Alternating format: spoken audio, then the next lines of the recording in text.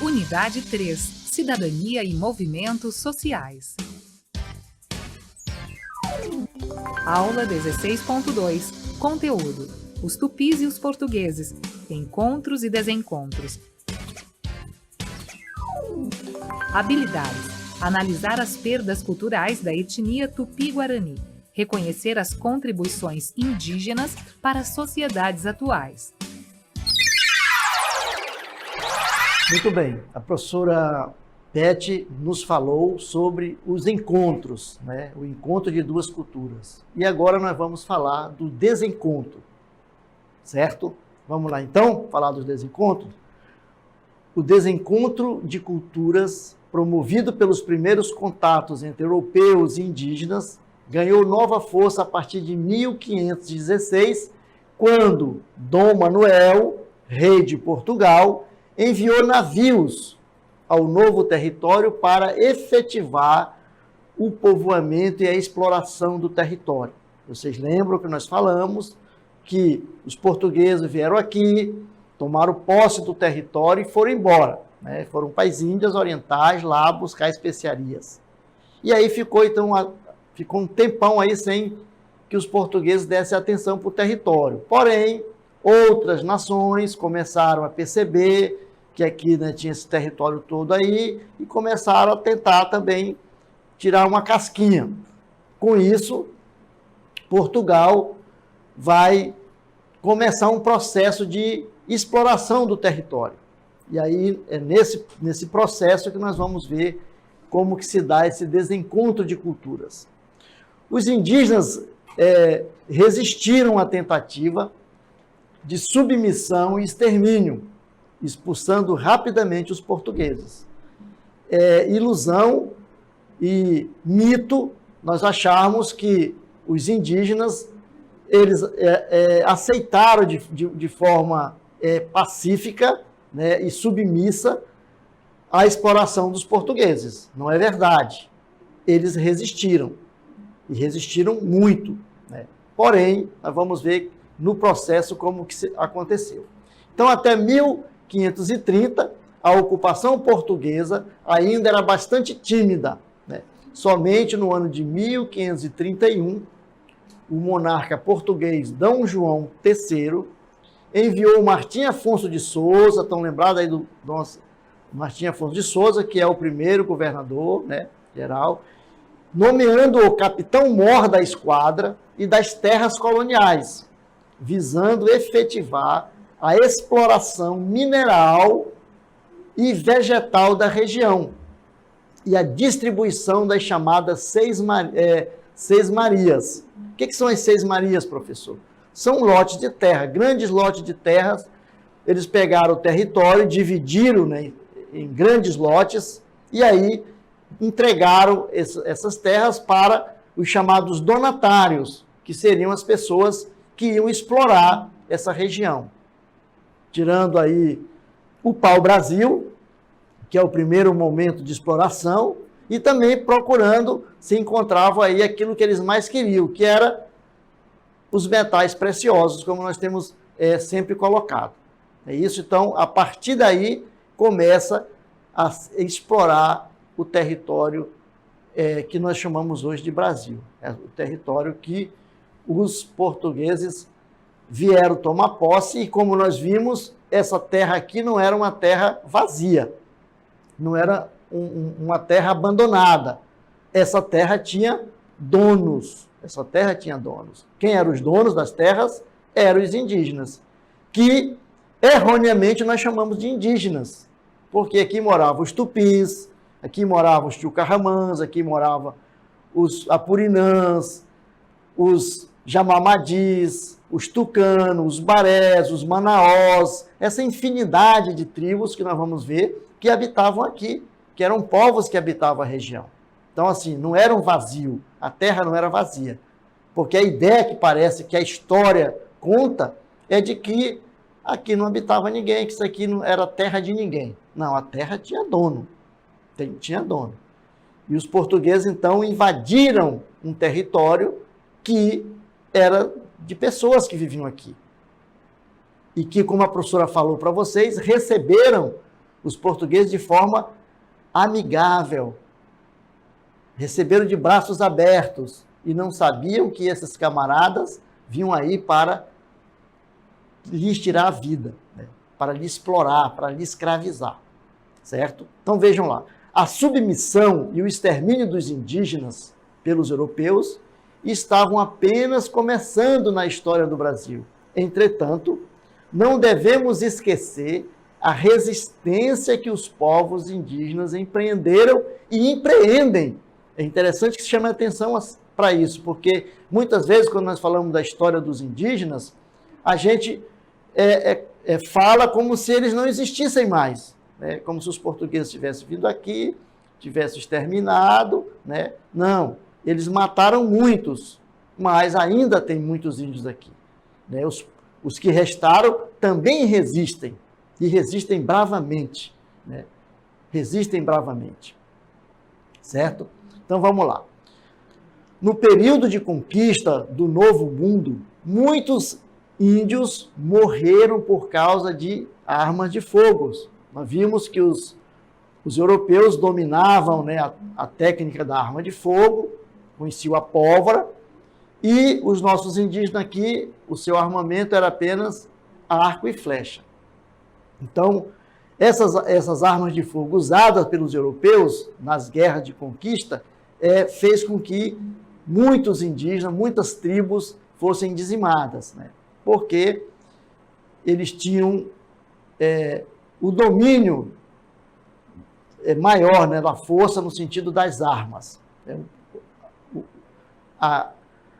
O arsenal bélico deles era muito maior do que o dos indígenas.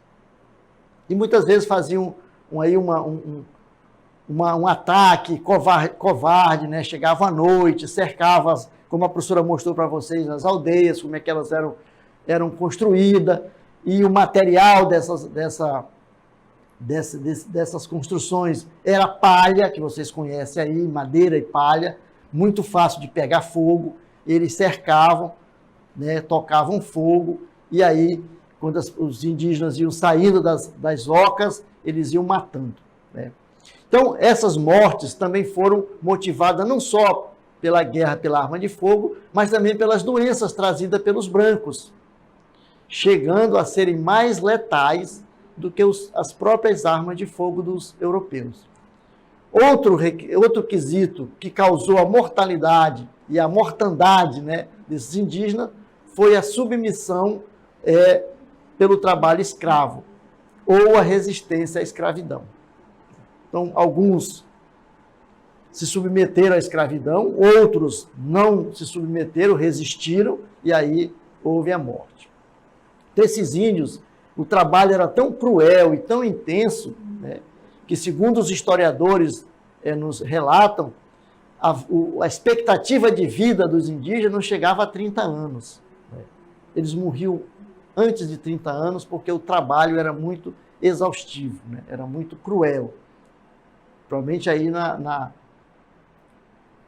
derrubada da madeira, né, do pau-brasil, principalmente no começo, no primeiro momento, né, e carregar toda essa madeira até o porto, embarcar. Então, assim, era um trabalho muito exaustivo. Então, o trabalho, as doenças que os indígenas não conheciam, muitas doenças, e essas doenças foram, e ainda são, que muitas tribos, principalmente aqui na Amazônia, as tribos não contactadas, padecem ainda dessas doenças. Quando eles entram em contato com a sociedade, chamada sociedade envolvente, né, eles, como não têm anticorpos dessas doenças, principalmente gripe, sarampo, né, e outras doenças que matam facilmente os indígenas. Então, os povos tupi falavam línguas semelhantes, o que facilitava o contato entre eles. Também apresentavam semelhanças no seu modo de vida.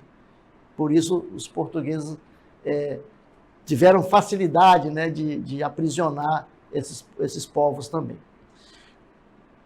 Conforme o Instituto Socioambiental, antes da chegada dos portugueses, a população indígena no Brasil era entre 2 a 4 milhões. Alguns chegam a falar em 5 milhões, né? Hoje restam apenas 600 mil, pertencentes a 227 povos, falando 180 línguas diferentes. Então, vejam, dizer que são indígenas, ou índio, né, é uma maneira muito relativa de tratar esses povos, que são povos diferentes, com cultura diferente, com religião diferente, com língua diferente, né, com organização social diferente. Então, após o contato com os europeus, vários fatores contribuíram para a redução da população indígena do Brasil. E aí nós temos um gráfico que vai mostrar essa realidade. Vejam lá, né? Então, a população antes, olha aí, eu falei de 5 milhões, alguns historiadores colocam 5 milhões, né?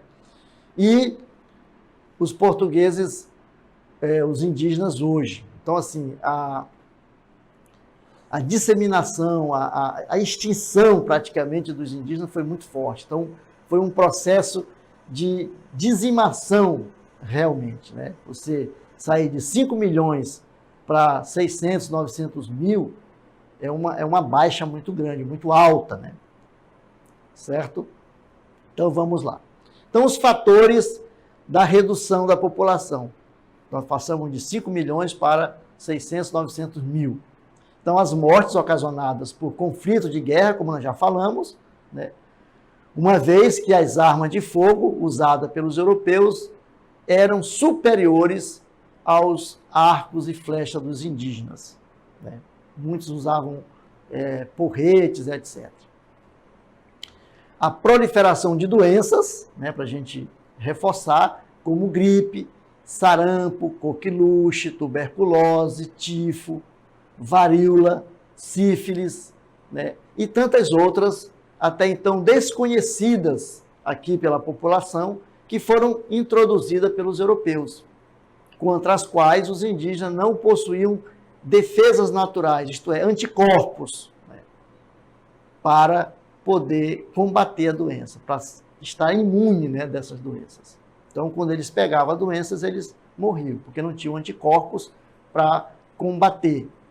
Todos nós sabemos, hoje a gente toma vacina, não é isso? Interessante chamar a atenção aqui para a questão da vacina, né? Só fazendo um parênteses aqui. Infelizmente, tem pessoas maldosas, né, que estão aí nas redes sociais disseminando ideias falsas e mentirosas de que a vacina faz mal, que a gente não deve tomar vacina. E o que está acontecendo? O sarampo está novamente matando muita gente e se tornando uma epidemia no nosso país. É preciso que a gente chame atenção para isso. Então, vamos lá. As epidemias matavam milhões de indígenas, cerca de 90% da população nas áreas mais atingidas, uma vez que os doentes ficavam sem ter quem os socorresse, quem cuidasse deles, né? Também quem o alimentasse, então eles iam morrendo de fome, de sede, né? Criando uma das maiores catástrofes históricas da humanidade. Então, assim, a matança dos indígenas no Brasil foi muito grande. E, infelizmente, ela continua, não é isso? A expulsão de seus territórios e a escravização dos indígenas para a utilização de sua mão de obra e de seu conhecimento para explorar a terra. O encontro com os europeus foi um desastre, não é isso? Um desastre humanitário, um desastre cultural, né? E um desastre em todos os sentidos, porque nós tivemos a população indígena do Brasil praticamente extinta. Porque você sair de 5 milhões, né, para pouco mais de 600, 900 mil é uma baixa muito alta, não é isso? Então, a gente chama atenção para essa questão. E agora a gente vai falar sobre as contribuições dos povos indígenas para a nossa cultura, né, para a formação do povo brasileiro. A gente sabe, né, que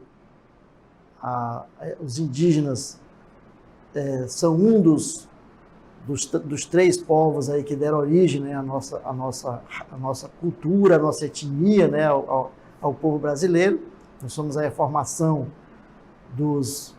juntamente com os portugueses, com os indígenas e os negros, né, formou então a nossa sociedade. Então, até hoje fica evidente a herança indígena introduzida na cultura brasileira. Isso pode ser percebido. Onde que nós podemos perceber isso? Nas plantas, né?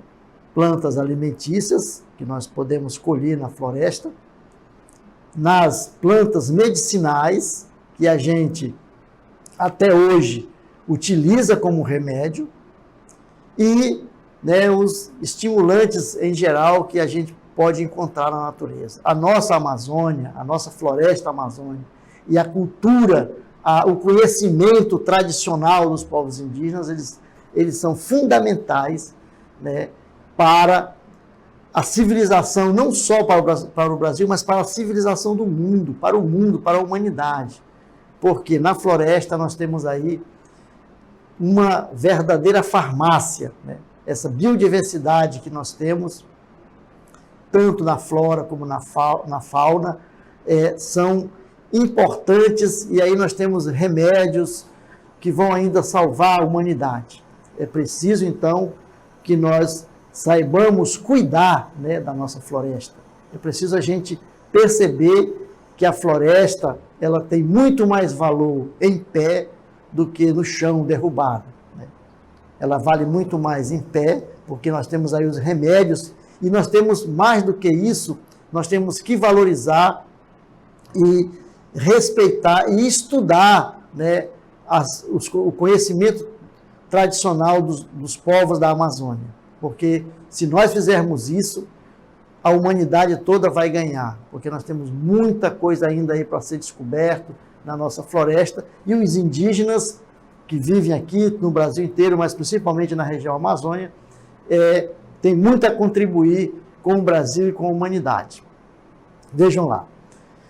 Mesmo depois de os povos indígenas terem passado pelo processo de conquista e extermínio, eles nos deixaram diversas práticas culturais que nós utilizamos e vivenciamos até hoje. A sociedade indígena contribuiu e tem muito a contribuir ainda com a nossa cultura, com a nossa sociedade. Outra questão também a gente gosta de andar descalço, não é isso? Gosta de andar descalço. A prática, por exemplo, do banho diário, que é um outro hábito que nós herdamos dos indígenas, né? A gente gosta de, quando chega em casa cansado, com o sapato ali apertado, você tira o sapato. E as pessoas têm, a maioria do nosso povo tem esse hábito, né, de andar descalço. E também de tomar banho. Parece que é brincadeira, mas não é, né? Os portugueses não tinham o hábito de tomar banho, os europeus em geral, né? Essa prática do banho diário. E os nossos indígenas deixaram para nós também essa prática. É isso? Então, isso são práticas, são heranças culturais que nós herdamos dos indígenas e que até hoje a gente vive. Por exemplo, a questão aí dos alimentos, das sementes, né, de frutas, de ervas medicinais, etc., que a gente até hoje utiliza. As influências indígenas nas culturas brasileiras estão enraizadas em todos os indivíduos e vão desde objetos e ações simples, como deitar em redes e preparar pratos como tapioca e pirão de peixe, até os usos medicinais com plantas nativas. Crenças no folclore, como, por exemplo, o saci, tererê, o curupira, né? E influências na língua portuguesa, né, vindo aí do Tupi-Guarani. Então, muitas palavras que nós usamos são derivadas aí dos nossos indígenas. Vejam lá. Então, os indígenas, além de terem contribuído para a nossa cultura no sentido das palavras, né, muito da nossa língua tem a ver com a raiz tupi, principalmente o tupi, né, tupi-guarani. Também na questão das artes, das cestarias, né, que a gente tem aí, ó, nós temos essa fotografia que mostra aí as cestarias, que são práticas também que nós aprendemos a fazer e que nós herdamos dos nossos indígenas. Então, veja, é importante que a população indígena, a partir da Constituição de 1988, ela traz garantias para os povos indígenas. Então, ela trouxe aí uma nova perspectiva, né, sobre os grupos indígenas, valorizando a cultura e saberes destas pessoas e o direito de terem uma cidadania diferenciada. Então, aí a Constituição garante esses direitos. Também o Estatuto, né, o Estatuto do Índio, que foi elaborado, que também dá as suas garantias. Então, nós temos aí, primeiro, a Constituição garante 2 direitos básicos, o direito da diferença, né, da cidadania, do direito à diferença, como esta cidadania diferenciada também é chamada, né, permitiu aos indígenas o direito de terem a sua própria cultura preservada e mantida, mantendo seus costumes e garantindo, entre outras coisas, que as crianças sejam educadas na língua falada pelo grupo social em que vive. Então, está garantido na Constituição e também está garantido na nossa LDB, que é a Lei de Diretrizes e Bases da Educação Nacional. Então, lá na LDB está garantido isso. E os indígenas têm esse direito, né, de se alfabetizarem na sua língua chamada língua materna, a língua vernácula, né, a língua original de cada povo. Então, também o direito à terra, né, que é outro direito garantido lá. Além desse direito, outros foram assegurados pela Constituição Federal. Alguns destes são o direito à terra, como nós já falamos, a demarcação das reservas indígenas, ao uso dos recursos naturais dentro das suas reservas, né? Então, ele tem o usufruto ali. Acesso à saúde e à proteção dos indígenas e de seus bens pela União. Quem é a União, professor? A União é o governo federal, né? O governo federal tem que garantir aos indígenas esses direitos. O direito à terra é um direito constitucional, né? Tem que ser garantido. As influências indígenas deixaram sua marca, em especial na música brasileira, na culinária, nas festas populares, no artesanato, na língua, como nós já falamos, entre outros, né? Vejam lá. Segundo o censo de 2010 e da FUNAI, vivem atualmente no Brasil cerca de 817 mil índios, o correspondente a 0,4% da população brasileira, e estão distribuídos entre 688 terras indígenas e algumas áreas urbanas. Nós temos aqui em Manaus muitos índios que vivem na região urbana e no Brasil inteiro. Os nossos indígenas hoje estão aí, né, vivendo um momento difícil, né, porque a situação aí requer muito cuidado, não é isso? E a nossa Amazônia como um todo merece cuidado, está merecendo cuidado, e a vida e a cultura indígena também. Os índios do Brasil merecem respeito, merecem atenção, né, merecem a sua autonomia, merece ser respeitado na sua dignidade, merece ser respeitado na sua cultura, né?